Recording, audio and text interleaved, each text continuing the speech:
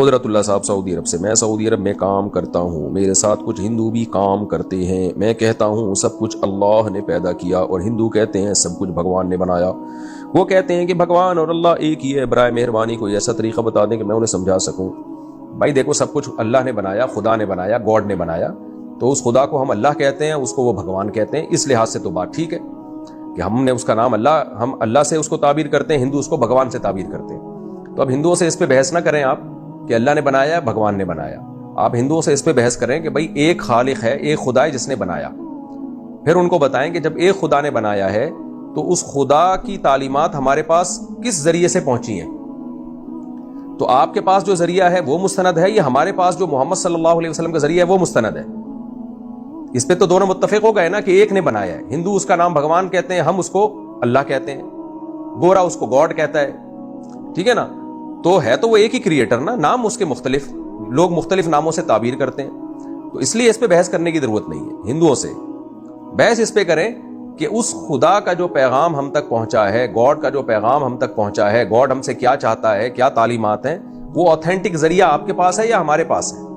تو ہمارے پاس تو ثبوت ہے بھائی، وہ محمد صلی اللہ علیہ وسلم جو پیغام لے کر آئے وہ آپ میسنجر آف گاڈ تھے۔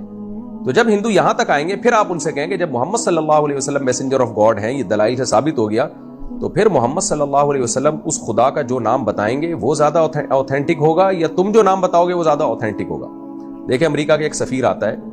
اور وہ سفیر ہمیں بتاتا ہے کہ ہمارے کنٹری کا نام امریکہ ہے،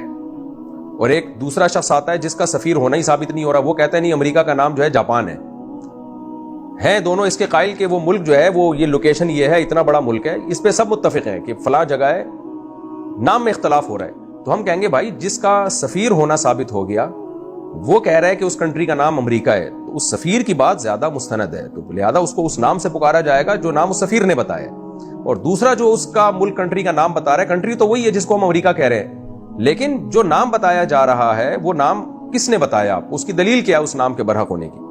تو اس لیے ہمارے پاس تو محمد صلی اللہ علیہ وسلم کی تعلیمات ہیں، آپ میسنجر آف گاڈ ہیں، ہمارے پاس قرآن ہے، اسلامی تعلیمات ہیں، وہ مستند تعلیمات ہیں، وہ سب ہمیں قرآن بتا رہا ہے، حدیث بتا رہی ہے کہ بھائی اس کریٹر کا نام اللہ ہے۔ تو یہ سٹیپ بائی سٹیپ آپ بحث کریں، ڈائریکٹ بھگوان اور اللہ کے لفظ میں آپ جھگڑیں گے تو کوئی فائدہ نہیں ہوگا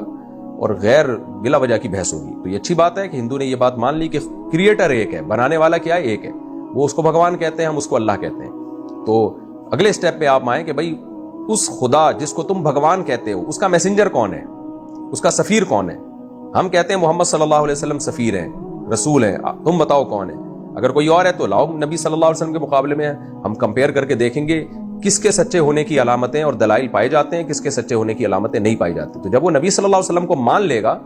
کہ وہ جو کریٹر تھا اس کے میسنجر محمد صلی اللہ علیہ وسلم ہے، تو پھر ہم کہیں گے بھائی جو نبی نے جو نام بتایا ہے وہ نام زیادہ مستند ہے، اور تم جو نام بتا رہے ہو اس کی کیا دلیل ہے؟ تو یہ اگلے سٹیپ کا کام ہے جو آپ نے پہلے سٹیپ میں ہی شروع کر دیا۔